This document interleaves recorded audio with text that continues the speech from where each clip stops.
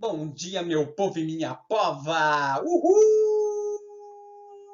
Estamos novamente aqui reunidos para mais uma maravilhosa aula de língua portuguesa. É comigo mesmo, com o professor Davis. Tudo bem com vocês? Preparados para um assunto novo? Novo mais ou menos. Existem algumas coisas que vocês já tiveram e outras que serão aprofundadas. Bora lá então?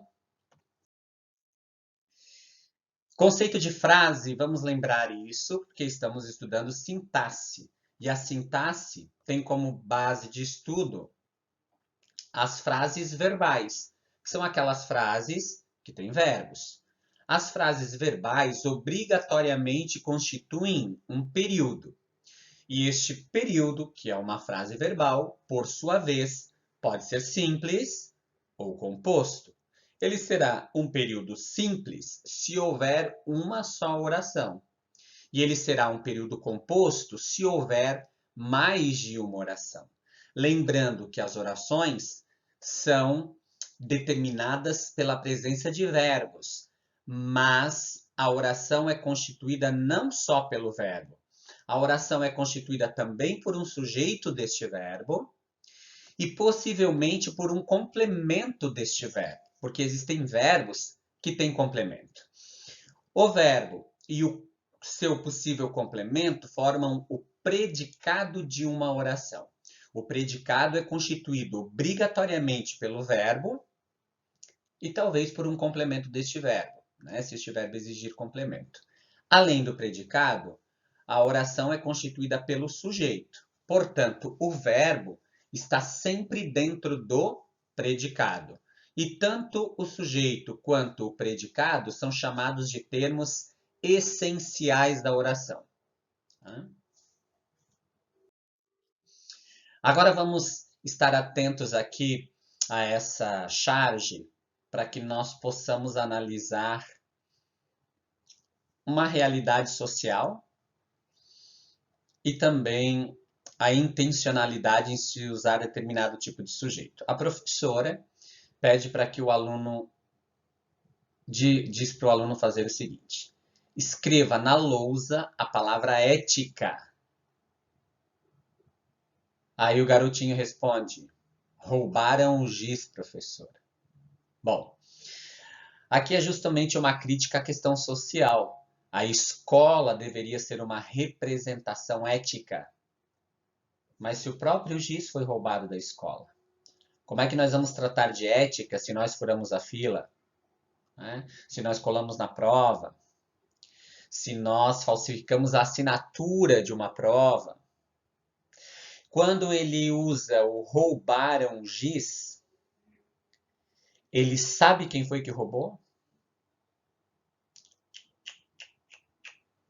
Mas existe alguém que roubou? Então, existe um sujeito da oração. Existe um sujeito para o verbo roubar. Mas nós não conseguimos identificá-lo. Isso é um recurso quando nós temos alguém que é o responsável, mas não queremos dizer quem é, chamado de sujeito indeterminado. Com relação à crítica social, a ética precisa começar pela escola, pela família, que são os primeiros contatos sociais que nós temos, para que essa ética desenvolvida na escola, na família primeiro e na escola, transpassem os muros, as paredes da casa e os muros do colégio, né? Para que em todos os espaços nós possamos agir com ética. Beleza? Seguindo então. Nós temos o seguinte: o estudo do sujeito. O sujeito pode ser simples. Qual é o sujeito simples?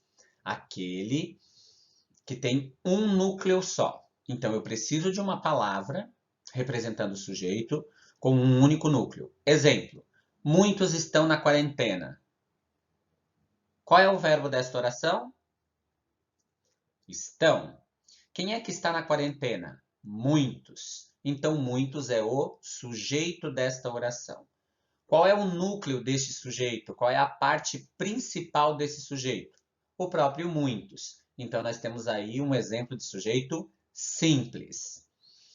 Sujeito composto, quando eu tenho mais de um núcleo. Exemplo, os professores e os alunos estão em isolamento social. O verbo é estão. Quem é que está em isolamento social? Os professores e os alunos. Este é o sujeito do verbo estão. Quantos núcleos nós temos aqui? 2, professores e alunos. Quando eu estiver dentro de um sujeito determinado, visível, 2 núcleos, o sujeito será composto. Nós temos também os sujeitos oracionais. Sujeito oracional, sim, quando o sujeito for constituído por uma outra oração. Portanto, o seu núcleo será um verbo. Olha só, fazer exercícios físicos é a fórmula da boa saúde. Verbo é. Quem que é a fórmula da boa saúde? Fazer exercícios físicos. Então, fazer exercícios físicos tem a característica de ser a fórmula da boa saúde. Só que este sujeito, fazer exercícios físicos, tem um verbo como núcleo. Portanto, é um sujeito em forma de oração. Por isso, sujeito oracional. Basta que vocês venham em paz. O verbo bastar é um verbo intransitivo. Isso significa que ele não exige complemento. Portanto, que venham em paz, basta. Precisa ser o sujeito do verbo bastar. Esse sujeito, que é aquilo que basta, que venham em paz, é constituído por uma oração em torno do verbo vir. Portanto, nós temos aqui um outro exemplo de sujeito oracional. Sujeito desinicial, oculto ou elíptico, formando uma elipse. Sujeito desinicial é aquele determinado pelas desinências verbais, de número e pessoa. O, S, em branco, mos, is e m, por exemplo. Na conjugação verbal, nós já estudamos a estrutura da palavra e dentro das desinências verbais tem a desinência número pessoal. Logo, a desinência número pessoal vai determinar quem é o sujeito da oração. Ele não precisa estar marcado. Exemplo, depois dessa quarentena, teremos mais amor. O verbo é teremos. Agora, quando eu digo teremos, quem é que vai ter? Nós, muito bem. Nós é o sujeito, mas ele não apareceu escrito. Portanto, não pode ser simples. Porque para ser simples tem que aparecer escrito. Mas nós é o sujeito. Ele não apareceu escrito, mas eu sei dizer quem é. Eu sei dizer quem é em razão do verbo. Porque nós já vimos que todo verbo que termina em mos está concordando com a primeira pessoa do plural. Beleza? Então, o sujeito aqui é... Agora, sujeito indeterminado. O que seria um sujeito indeterminado? É aquele que não aparece escrito na oração, não tem nenhuma palavra representando o sujeito, e eu também não sei dizer quem é. Nós não conseguimos determinar o sujeito. Ele vai acontecer por meio do infinitivo impessoal, por exemplo, não fumar. Aqui eu tenho o verbo fumar. Agora, quem é que não vai fumar? E agora? Tem quem não vai fumar? Tem. Mas quem é? Não sei. Então, existe um sujeito praticando a ação de fumar, só que eu não sei dizer quem é. Portanto, desinencial. Também por meio da terceira pessoa do plural de forma descontextualizada. Exemplo. Encontraram uma nova fórmula para o combate à malária. O verbo é encontraram. Quem foi que encontrou? Não sei dizer quem é. Sujeito indeterminado. O verbo encontraram aqui. Agora, se eu dissesse, os cientistas pesquisaram e encontraram uma nova fórmula para o combate à malária. Quantas orações eu tenho aqui? 2, porque eu tenho 2 verbos. Cada oração tem o seu sujeito. Primeiro sujeito, para o sujeito do primeiro verbo que eu pesquisaram. Quem foi que pesquisou? Os cientistas. Nós temos aqui um caso de sujeito simples. Agora, quem foi que encontrou uma nova fórmula? Os cientistas. Mas os cientistas não está escrito na segunda oração. Ele está escrito na primeira e subentendido na segunda. Portanto, ele está oculto. Logo, eu tenho um sujeito desinencial na segunda oração e um sujeito indeterminado, ou melhor, simples na primeira. Porque neste caso, a terceira pessoa do plural está contextualizada, ao contrário do primeiro exemplo, cuja frase era somente: encontraram uma nova fórmula para o combate à malária. Por meio de um pronome indeterminador do sujeito. Porque é o pronome que vai indeterminar o sujeito. Olha só. Precisa de uma nova ferramenta. Quem é que precisa de uma nova ferramenta? Ele. Terceira pessoa do singular é uma pessoa só. Nós chamamos de sujeito oculto. Agora, se eu puser um se e dizer precisa ser de uma nova ferramenta, quem é que precisa? E agora, o sujeito inexistente. Olha só o equívoco gramatical. Sujeito é um termo obrigatório, mas existe o sujeito inexistente. Sujeito é um termo essencial, mas existe o sujeito inexistente? Uhum. Quando eu vou ter sujeito inexistente? Quando os verbos indicarem fenômenos naturais. Exemplo, relampejou até 2 horas da manhã. Eu não tenho quem praticou esta ação de relampejar. Portanto, um sujeito inexistente. Chovia de forma assustadora naquele dia. Temos aí um outro exemplo de sujeito inexistente, porque eu tenho o verbo chover, que é um fenômeno natural.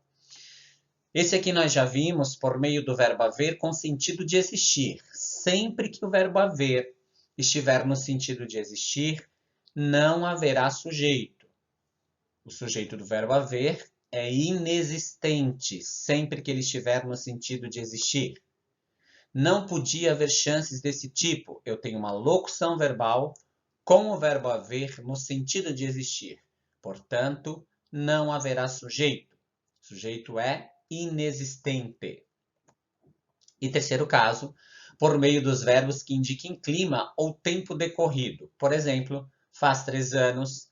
E sempre tem que estar no singular esses verbos que indicarem clima. Está frio, é quente, por exemplo, ou tempo decorrido. Estava muito frio ontem. Isso daqui indica clima. Então, o verbo estava não apresenta sujeito. O sujeito é inexistente. Vamos então para a resolução da primeira situação-problema, que está lá no livro de vocês, na página 73, para que possam acompanhar lá. Se quiserem pegar o livro para já ir respondendo no livro, por exemplo, fiquem à vontade, deem uma pausa aí no vídeo para a gente começar a fazer juntos a questão número 1. Ao ler um texto, o ato de reconhecer personagens ou símbolos de relevância poética precisa passar necessariamente pela percepção dos verbos, pois estes, por meio da concordância empregada, permitem que seja feita a decodificação dos elementos que compõem a obra. Nesse sentido, com base no poema de Mário Quintana, faça o que se pede. Letra A. Diferencie, por meio da concordância verbal, o sujeito das formas verbais. Bom, vamos no verso 3 da primeira estrofe. Está ali no contexto. Ó. Mas vamos fechar os olhos. Quem é que vai fechar os olhos? Nós. É um sujeito desinencial. Ele está oculto. Andará, que está no 7º verso da segunda estrofe. Onde andará agora o pince-nez da tia Tula? Quem andará?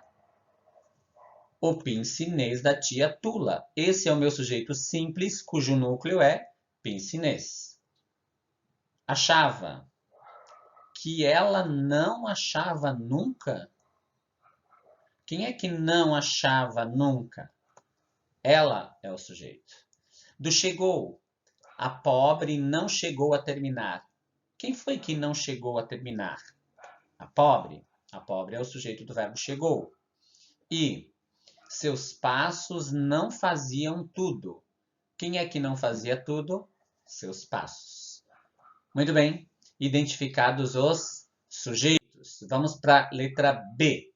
Observe o verso a seguir e reescreva-o substituindo o verbo haver por um correspondente, ou seja, um sinônimo para o verbo haver.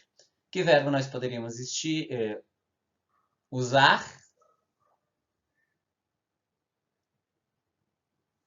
Existir. Então, como é que fica a frase? Existiam todos os ruídos, todas as vozes daqueles tempos. Então, percebam a diferença aqui, que o verbo haver e o verbo existir são sinônimos do ponto de vista semântico, mas eles são diferentes do ponto de vista sintático. O verbo haver não apresenta sujeito. Ele é sempre um verbo transitivo direto quando ele estiver no sentido de existir. E, portanto, aquilo que estiver junto dele será o seu complemento verbal em forma de objeto direto. Já o verbo existir, ele é um verbo intransitivo, ele não tem complemento, portanto, todos os ruídos não pode ser objeto. Tem que ser o sujeito. Então, os dois verbos são sinônimos do ponto de vista semântico, mas diferentes do ponto de vista sintático, porque um é transitivo direto e não tem sujeito, e o outro é intransitivo e haverá um sujeito marcado, que pode ser simples ou composto. Letra C. Comente as mudanças sintáticas ocorridas após sua resposta ao item anterior. A expressão todos os ruídos era complemento verbal, em forma de objeto direto, quando usado o verbo havia, mas com o verbo existir, passou a ser sujeito desse verbo. Certo, pessoas? Para que nós finalizemos esta aula, então, eu proponho que vocês resolvam todas as atividades da página 74 a 78 dos itens Praticando o Aprendizado e Desenvolvendo as Habilidades. Beijo no coração de vocês, sucesso, e na nossa próxima aula pelo Hangout eu farei a correção desses exercícios. Certo, pessoal? Tchau, tchau e até a próxima!